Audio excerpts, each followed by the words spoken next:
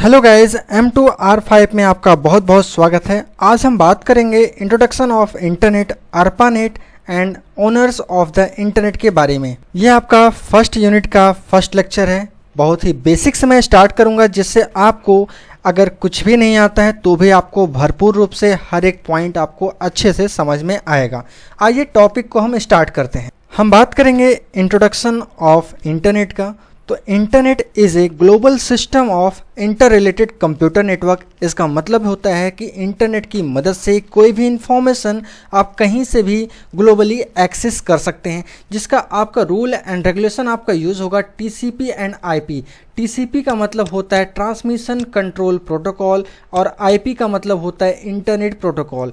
इसका मतलब ये हो जाएगा, जब कभी भी हम कहीं से इंफॉर्मेशन एक्सेस करते हैं, एक प्रकार वहाँ पे इंटरनेट हमें हेल्पफुल करता है कि डेटा को किस तरीके से हम यहाँ से वहाँ सर्व करते हैं। इसका मतलब ये हो जाता है, जैसे सपोज़ कीजिए एक प्रकार का आपका ये नेटवर्क है, ये ग्लोबली है। अगर मैं अपने मोबाइल पे ये डेटा यहाँ से मैं सर्च करना चाहता हूँ, यहाँ से मैं मंगवाना चाहता हूँ, तो मैं कैसे मंगवाऊँगा? तो इसके लिए मुझे ज़रूरत पड़ेगा यहाँ पे इंटरनेट का, जिसके माध्यम से मैं डेटा को यहाँ पे मंगा सकता हूँ, एक्सेस कर सकता हूँ। गाइज मैं आपको बता दूं, जब कभी भी कोई इन्फॉर्मेशन मुझे ग्लोबली चाहिए, जैसे मान लीजिए अगर मैं यहाँ पे बात करूँ, ये इन्फॉर्मेशन हमारा एक ग्लोबली है। ग्लोबली में अपने मोबाइल पे कहीं भी किसी भी तरीके से हम एक्सेस कर लें, जो एक्सेस करेंगे इसका एक प्रकार का नेटवर्क फॉर्म होगा। यहाँ से यहाँ तक का जो कनेक्शन मुझे प्रोवाइड हो रहा है वो एक नेटवर्क का काम होगा। इसलिए हम कहते हैं कि इंटरनेट आपका एक प्रकार का ग्लोबल सिस्टम है, जो आपका क्या करता है, inter related computer network. Computer network की मदद से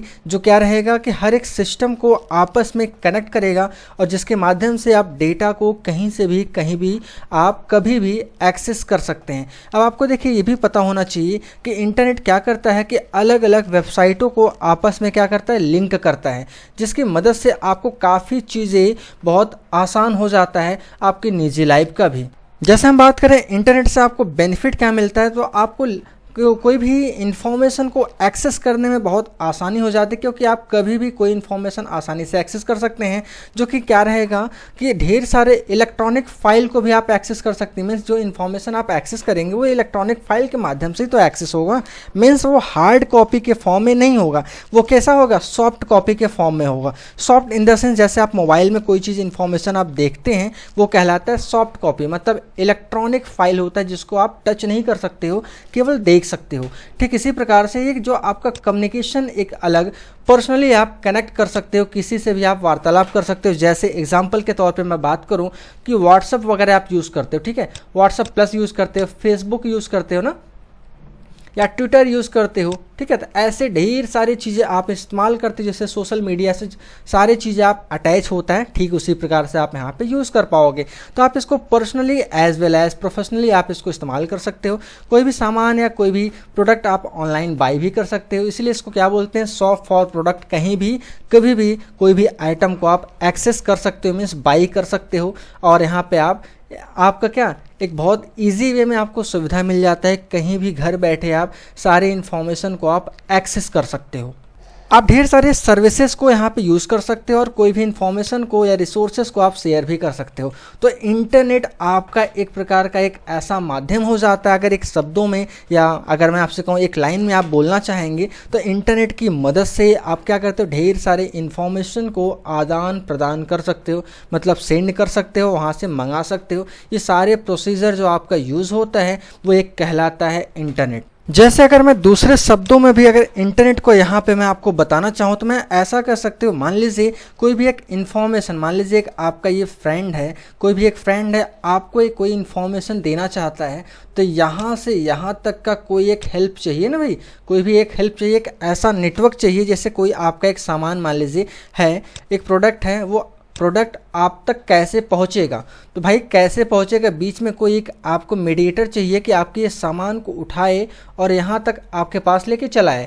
तो यही एक आपका इंटरनेट आपको एक ऐसा फीचर्स देता है कि ढेर सारे information, lots of information, product या कोई भी पर्सनली चीज़ या कम्युनिकेशन के लिए आप क्या करते हो, हेल्प मिलता है, जो कि ये कनेक्ट करता है आप ढेर सारे कंप्यूटर नेटवर्क की मदद से।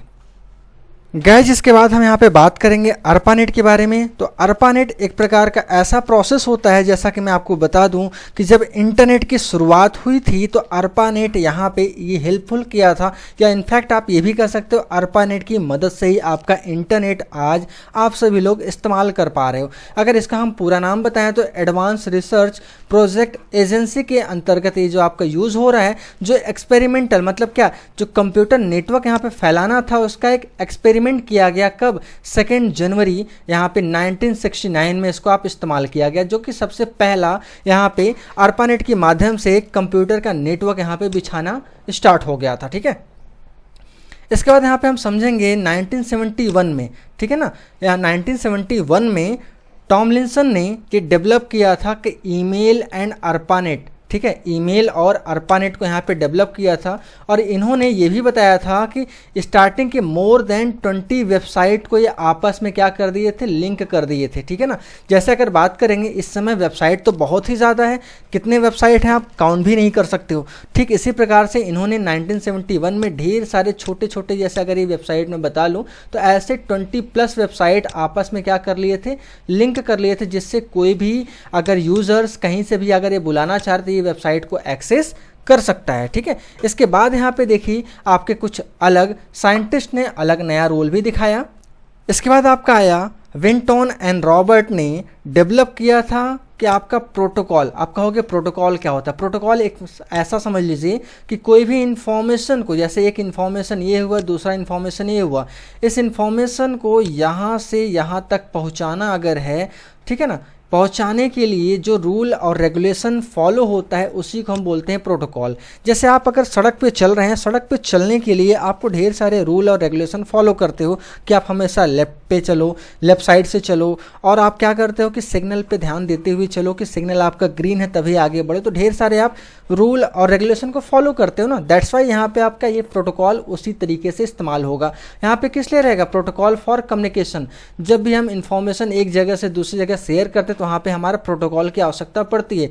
ओवर ए नेटवर्क मतलब नेटवर्क में, जैसे यहाँ से यहाँ तक का हम कोई भी चीज़ यहाँ पे फैलाना चाह रहे हैं, सेंड करना चाह रहे हैं, तो मुझे नेटवर्क फॉर्म करना पड़ेगा ना।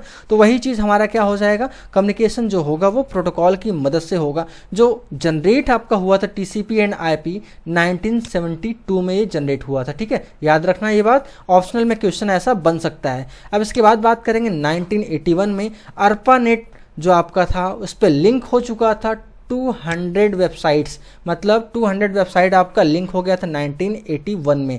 1991 में आपका टिम बर्नर-ली ने आपका क्रिएट किया था HTML मतलब होता है हाइपर टेक्स्ट मार्कअप लैंग्वेज, जिसकी मदद से आप वेबसाइट का फ्रंट एंड तैयार करते हो, जो कि 1991 में जनरेट हुआ था।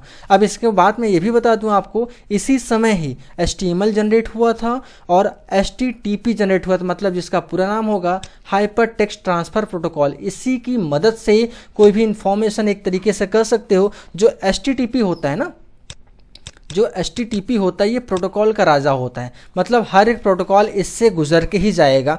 क्योंकि आप हर एक वेबसाइट पे आज भी देखते हो कि स्टार्टिंग में HTTP या HTTPS लगा होता है। दरअसल यस का मतलब होता है सिक्योर, पहले सिक्योर नहीं रहता था, अब ये आगे और आपको अच्छे समझ में आ जाएगा। फिलहाल अभी के लिए आप यहाँ पे ये जान लीजिए कि HTTP मतलब हाइपर टेक्स्ट ट्रांसफ़र प्रोटोकॉल। ये आपका जब भी कोई डेटा वगैरह शेयर होता था तो यहाँ पे ये रिस्पॉन्सिबल करता था एक ऐसा प्रोटोकॉल। प्रोटोकॉल का मतलब मैंने अभी बताया रूल एंड रेगुलेशन। इसी समय आपका जनरेट हुआ था, मतलब क्या, first web browser and web server. अब इसका कॉन्सेप्ट कुछ ऐसा समझिएगा कि वेब सर्वर क्या होता है। वेब सर्वर एक प्रकार का ऐसा कंप्यूटर होता है कि जो कि आप यहाँ पे क्या डेटा को स्टोर करके रखते हो, मतलब ढेर सारे जो भी डेटा रहेगा सब स्टोर करके रखा रहेगा। वेब सर्वर जो रहेगा, मतलब इसमें इसका फीचर्स क्या होगा, ये 24 घंटे 7 दिन एक्टिव रहेगा। कोई भी इससे कोई भी सवाल जो इसमें रखा गया है वो इन्फॉर्मेशन कभी भी कहीं भी आप एक्सेस कर सकता है। तो उसके लिए क्या चाहिए, नेटवर्क चाहिए। अब नेटवर्क चाहिए तो इसके लिए हमें क्या चाहिए, जैसे यहाँ से हम अपने मोबाइल से ये एक्सेस करना चाहते हैं, इस सर्वर से मैं लिंक करना चाहता हूँ। तो लिंक करने के लिए मुझे क्या ज़रूरत पड़ेगा, यहाँ पे मैं एक मोबाइल चाहिए। अब मोबाइल में एक ब्राउज़र चाहिए, जैसे कहते हैं ना वेब ब्राउज़र, गूगल क्रोम हो गया, मोजिला फायरफॉक्स है। इस समय अगर करंट की बात करेंगे तो ब्राउज़र ओपन करेंगे। उसके बाद भी आपको चाहिए ISP का मतलब होता है इंटरनेट सर्विस प्रोवाइडर। ये नेटवर्क आप इससे कनेक्ट होगा, देन यहाँ से आप डेटा को मंगा सकते हो। तो मतलब इसी समय, किस समय, 1991 में आपका जनरेट हुआ था क्या, कि आपका ब्राउज़र एंड सर्वर। अब यहाँ पे ध्यान रखिएगा कि जो ब्राउज़र और सर्वर है, तो यहाँ पे जो डेटा आपका प्रेजेंट हो रहा है वो किसकी मदद से प्रेजेंट हो रहा है, HTML की वजह से प्रेजेंट हो रहा है। ठीक है, जो डेटा रखा गया वो कहाँ रखा गया, सर्वर में रखा गया। ठीक है ना, सर्वर में रखा गया। दैट्स वाई यहाँ पे आप यूज़ कर रहे हो कि सर्वर एक बैकएंड का काम कर रहा है और आपका जो डेटा शो हो रहा है वो फ्रंट एंड का काम कर रहा है, जो कि HTML यूज़ हो रहा है। ठीक है, तो इस समय 1991 में ये इस्तेमाल होने लगा। इसके बाद यहाँ पे देखिए हम बात करेंगे कि आपका 1993 में जो आपका है नया वेब ब्राउज़र जनरेट हुआ, जो इसको बोलते हैं यहाँ पे क्या, मोज़ेक ब्राउज़र। आपका सबसे पहला वेब ब्राउज़र जो जनरेट हुआ था वो यहाँ पे क्या, मोज़ेक वेब ब्राउज़र के नाम से आपका फेमस हुआ था।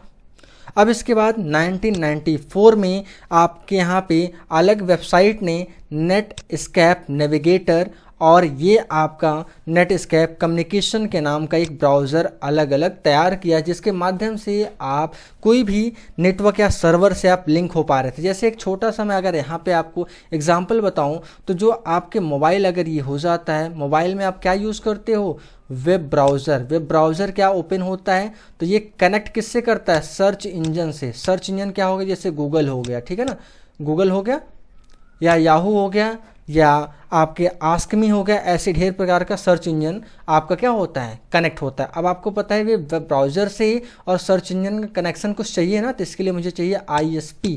जो कहते हो ना हमारे मोबाइल में इंटरनेट नहीं चल रहा है, तो इसी की वजह से अगर ISP रहेगा तभी आप इंटरनेट चला पाओगे। तो ये वेब ब्राउज़र क्या करता है, कनेक्ट करता है सर्च इंजन से। देन इसी ISP की मदद से ये सर्च इंजन क्या करता है, सर्च इंजन जो कनेक्ट रहता है वो अलग अलग वेबसाइट से कनेक्टेड होता है, जिसके माध्यम से आप वेब ब्राउज़र से सर्च करते हो सर्च इंजन, और सर्च इंजन पे कोई भी चीज़ सर्च करते हो तो आपका क्या, वेबसाइट से इंफॉर्मेशन कहाँ जाता है, यहाँ पे शो करेगा और यहाँ से आपके वेब ब्राउज़र पे शो होने लगेगा, डिस्प्ले होने लगेगा, जिसके माध्यम से आप देख पाते हो। इसके बाद यहाँ पे हम अगला टॉपिक समझेंगे, ओनर्स ऑफ द इंटरनेट। तो इंटरनेट का कोई भी मालिक नहीं होता है, मैं आपको डायरेक्टली बता दूं तो no one actually owners the internet. मतलब इंटरनेट का कोई भी मालिक नहीं होता है, कोई भी एक पर्सन, कोई भी सिंगल पर्सन या एक ऑर्गेनाइजेशन कंट्रोल करता है केवल। यहाँ पे क्या ऐसा नहीं कर सकते हो कि पूरा एक सिंगल पर्सन या कोई एक ऑर्गेनाइजेशन इंटरनेट को कंट्रोल करता है, ऐसा बिल्कुल नहीं है। यहाँ पे क्या करता है, जैसे गवर्नमेंट, जो भी गवर्नमेंट वगैरह हो गए, ये भी आपका क्या, कोई भी एक गवर्नमेंट इंटरनेट को क्या करते हैं, पूरा गवर्न नहीं करता है। ठीक है, आप ऐसा कर सकते हो कि अलग अलग टेलीकॉम कंपनी नया ISP प्रोवाइड करते हैं, जो कि एक नेटवर्क होता है, ऐसा नेटवर्क जो कि आप ग्लोबली क्या करते हो, कनेक्ट हो सकते हो। ठीक है ना, ग्लोबली आप कनेक्ट हो सकते हो। तो ठीक उसी प्रकार से यहाँ पे क्या, internet is like a telephone system where no one owners the whole things. मतलब कोई भी इसका कंप्लीट मालिक नहीं होता है। जैसे अगर मैं बात कर लूँ टेलीकॉम कंपनी का, तो जो भी वोडाफोन, आइडिया, डोकोमो, जियो है, इन सारे का अलग अलग मालिक है ना। अब मालिक जो भी है, तो ये अगर जैसे मान लीजिए मैं आपसे कहूँ जियो कंपनी चाहे तो सारे लोग का ये जो भी कॉल्स वगैरह आ रहा है, इन सारी चीज़ को बंद करा सकता है, बिल्कुल नहीं। केवल वो अपने सर्विसेज को बंद करा सकता है। जैसे अगर बात करेंगे जियो अगर है, तो केवल जियो के सिम पे ही वो एक्शन दिखा सकता है ना, क्योंकि केवल जियो का सिम या जियो की कंपनी केवल उसी की है, बाकी और अदर कंपनी नहीं है। ठीक इसी प्रकार से जो आपका इंटरनेट डेवलप हुआ है, वो अलग अलग छोटे छोटे नेटवर्क को कंबाइन करके एक कंबाइंड ज्वाइन हुआ है। तो इस प्रकार से जो आपका एक नेटवर्क फॉर्म हो रहा है, वो एक ग्लोबली फॉर्म हो रहा है। तो ये आपका कंप्लीट क्या कहलाया, ये कंप्लीट आपका एक कहलाया कि इंटरनेट है। ठीक है ना, इसको हम कहेंगे इंटरनेट। लेकिन ये जो छोटे छोटे यहाँ पे ज्वाइंट हुए हैं, इसको हम यहाँ पे क्या बोल रहे हैं, इसको हम बोल रहे हैं इंट्रानेट। इसको हम बोल रहे हैं इंट्रानेट, इसको हम बोलेंगे यहाँ पे इंटरनेट। दैट्स वाई यहाँ पे अगर कह सकते हैं कि छोटे अगर यहाँ पे लेयर पे यूज़ हो रहा है, तो यहाँ लोकली यूज़ हो रहा है, उसको हम बोलेंगे इंट्रानेट। और बड़े लेवल पे इंटरनेट को कंबाइन करके यूज़ हो रहा है, उसको बोलते हैं हम इंटरनेट। आपको मैं ये भी बता दूं, इंटरनेट को अलग अलग कंपनी या अलग अलग गवर्नमेंट केवल क्या करती है, देखभाल कर सकती है, वहाँ पे बैन कर सकती है पर्टिकुलर या कंप्लीट होल मालिक, वहाँ पे मालिक वगैरह कोई भी नहीं होता है। ठीक है गाइज, उम्मीद करते हैं आपको दी गई सारी जानकारी आपको अच्छे से A to Z समझ आई होगी। इसी तरीके से और भी कोर्सेज को आप परचेस करना चाहते हैं तो आप हमारे वेबसाइट पे विजिट करना ना भूलें। किसी भी प्रकार का आपको डाउट लगता है तो दिए गए नंबर पे आप मुझसे बात भी कर सकते हैं। आप चाहें तो आप मुझसे पर्सनली भी कनेक्ट हो सकते हैं। गाइस, ये वीडियो आपको पसंद आता है तो लोगों तक पहुंचाना ना भूलें, क्योंकि हम आपसे एक ही रिक्वेस्ट करेंगे कि लोगों तक ये पहुंचाइए, जिससे और सभी लोगों को भी ये वीडियो का फ़ायदा मिल सके। हम मिलते हैं अगले वीडियो में, तब तक के लिए बहुत बहुत धन्यवाद।